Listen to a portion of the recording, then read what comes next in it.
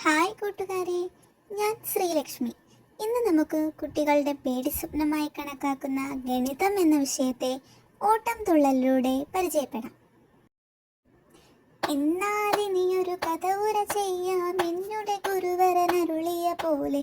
എന്നാലിനിയൊരു കഥ ഉര ചെയ്യാം എന്നുടെ ഗുരുവരനരുളിയ പോലെ. ഓട്ടം തുള്ളലിൽ പലതും പറയും, അതു കേട്ടാരും ഖേദിക്കരുതേ. ഓട്ടം തുള്ളലിൽ പലതും പറയും, അത് കേട്ടാരും ഖേദിക്കരുതേ. നാരായണ ജയ നാരായണ ജയ നാരായണ ജയ നാരായണ ജയ. ഗണിതം തന്നെ ഭാഗമായൊരു ബഹുഭുജങ്ങളെ പറ്റി പറയാം. ഗണിതം തന്നെ ഭാഗമായൊരു ബഹുഭുജങ്ങളെ പറ്റി പറയാം. ബഹുഭുജമെന്നാൽ നേർരേഖകളാൽ രൂപപ്പെട്ടൊരടഞ്ഞ രൂപം. ബഹുഭുജമെന്നാൽ നേർരേഖകളാൽ രൂപപ്പെട്ടൊരടഞ്ഞ രൂപം. ഇതുകൂടാതെ മറ്റൊരു സവിശേഷത കൂടി ഇവ പേറുന്നുണ്ട്. ഇതുകൂടാതെ മറ്റൊരു സവിശേഷത കൂടി ഇവ പേറുന്നുണ്ട്. ദ്വിമാനജാമിതീയ രൂപങ്ങളാണീ ബഹുഭുജങ്ങൾ. ദ്വിമാനജാമിതീയ രൂപങ്ങളാണീ ബഹുഭുജങ്ങൾ. നാരായണ ജയ നാരായണ ജയ നാരായണ ജയ നാരായണ ജയ. മൂന്നു വശങ്ങൾ ചേർന്നുണ്ടായാൽ അവയോ നമ്മുടെ ത്രികോണമാകും. മൂന്നു വശങ്ങൾ ചേർന്നുണ്ടായാൽ അവയോ നമ്മുടെ ത്രികോണമാകും. നാല് വശങ്ങൾ നാല് മൂലകൾ അവയോ നമ്മുടെ ചതുർഭുജങ്ങൾ. നാല് വശങ്ങൾ നാല് മൂലകൾ അവയോ നമ്മുടെ ചതുർഭുജങ്ങൾ. പഞ്ചഭുജത്തിനഞ്ചു വശങ്ങൾ ഷഡ്ഭുജത്തിനോ ആറു വശങ്ങൾ. പഞ്ചഭുജത്തിനഞ്ചു വശങ്ങൾ ഷഡ്ഭുജത്തിനോ ആറു വശങ്ങൾ. നാരായണ ജയ നാരായണ ജയ നാരായണ ജയ നാരായണ ജയ. ചതുർഭുജത്തിൻ പ്രത്യേകതകൾ എന്തെല്ലാം എന്ന് നോക്കാം. ചതുർഭുജത്തിൻ പ്രത്യേകതകൾ എന്തെല്ലാം എന്ന് നോക്കാം. എതിർവശങ്ങൾ തുല്യവും അവ സമാന്തരവും ആയിടുകയും കോണുകളെല്ലാം മട്ടവുമായാൽ ചതുരം എന്ന് വിളിച്ചിടുന്നു. എതിർവശങ്ങൾ തുല്യവും അവ സമാന്തരവും ആയിടുകയും കോണുകളെല്ലാം മട്ടവുമായ ചതുരം എന്ന് വിളിച്ചിടുന്നു. വികരണങ്ങളുടെ പ്രത്യേകതകൾ എന്താണെന്ന് നോക്കുകയാണെങ്കിൽ അവ തുല്യവും പരസ്പര സമഭാജികളും ആയിടുന്നു. വികരണങ്ങളുടെ പ്രത്യേകതകൾ എന്താണെന്ന് നോക്കുകയാണെങ്കിൽ അവ തുല്യവും പരസ്പര സമഭാജികളും ആയിടുന്നു. നാരായണ ജയ നാരായണ ജയ നാരായണ ജയ നാരായണ ജയ. എതിർവശങ്ങൾ തുല്യമെന്നാൽ ചതുരം എന്ന് വിളിക്കാമല്ലോ. ഇനി വശങ്ങളെല്ലാം തുല്യമാണെങ്കിൽ സമചതുരമായി മാറിയിടുന്നു. എതിർവശങ്ങൾ തുല്യമെന്നാൽ ചതുരം എന്ന് വിളിക്കാമല്ലോ. ഇനി വശങ്ങളെല്ലാം തുല്യമാണെങ്കിൽ സമചതുരമായി മാറിയിടുന്നു.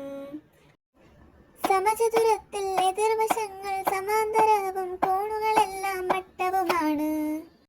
പരസ്പരം ലംബ സമഭാജികളും തുല്യവുമായ വികരണങ്ങൾ സമചതുരത്തിൻ പ്രത്യേകതയിൽ കേറിക്കൂടിയ വമ്പന്മാരാ. നാരായണ ജയ നാരായണ ജയ നാരായണ ജയ നാരായണ ജയ. ഇവയിൽ നിന്നും വേറിട്ടവയാ സാമാന്തരികം എന്താണെന്നാൽ എതിർവശങ്ങൾ തുല്യവും അവ സമാന്തരവും ആയിടുകയും എതിർകോണുകൾ തുല്യവുമായാൽ സാമാന്തരികമായി മാറിയിടുന്നു. എതിർവശങ്ങൾ തുല്യവും അവ സമാന്തരവും ആയിടുകയും എതിർകോണുകൾ തുല്യവുമായാൽ സാമാന്തരികമായി മാറിയിടുന്നു. ഇതുകൂടാതെ ഒരേ വശത്തിലെ കോണുകളുടെ തുക 180 വികരണങ്ങൾ സമഭാജികളും ആകുന്നവയത് സാമാന്തരികം. നാരായണ ജയ നാരായണ ജയ നാരായണ ജയ നാരായണ ജയ. സാമാന്തരികത്തിൻ വശങ്ങൾ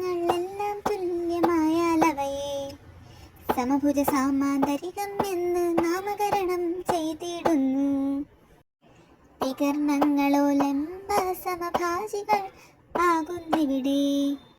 സാമാന്തരികത്തിൻ വശങ്ങൾ എല്ലാം തുല്യമായാലവയെ സമഭുജ സാമാന്തരികം എന്ന് നാമകരണം ചെയ്തിടുന്നു. വികർണങ്ങളോ ലംബ സമഭാജികൾ ആകുന്നിവിടെ. നാരായണ ജയ നാരായണ ജയ നാരായണ ജയ നാരായണ ജയ. ഓട്ടം തുള്ളലിലൂടെ ബഹുഭുജങ്ങളെ പറ്റി പഠിച്ചില്ലേ? എങ്കിൽ നിങ്ങൾക്ക് ബഹുഭുജങ്ങളെ അടിസ്ഥാനമാക്കിയുള്ള ചോദ്യങ്ങൾക്ക് ഉത്തരം നൽകാൻ സാധിക്കുകയില്ലേ? നമുക്കൊന്ന് ശ്രമിച്ചു നോക്കിയാലോ? 3 വശങ്ങളുള്ള ബഹുഭുജം ഏതാണ്? അതെ, അത് ത്രികോണമാണ്. എതിർവശങ്ങൾ തുല്യവും അവ സമാന്തരവും കോണുകൾ മട്ടവും വികർണങ്ങൾ സമഭാജികളുമായ ബഹുഭുജം ഏതാണ്? അത് ചതുരമാണ്. എങ്കിൽ എല്ലാ വശങ്ങളും തുല്യവും അവ സമാന്തരവും ഒരേ വശത്തിലെ കോണുകളുടെ തുക 180 ഡിഗ്രിയും ആകുന്ന ബഹുഭുജം ഏതാണ്?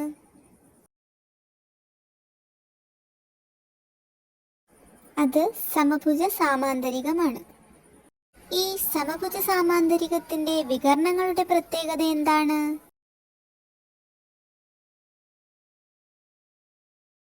അതെ, വികർണങ്ങൾ ലംബ സമഭാജികളാണ്.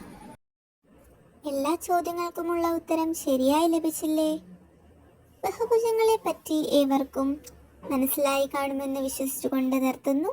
നന്ദി.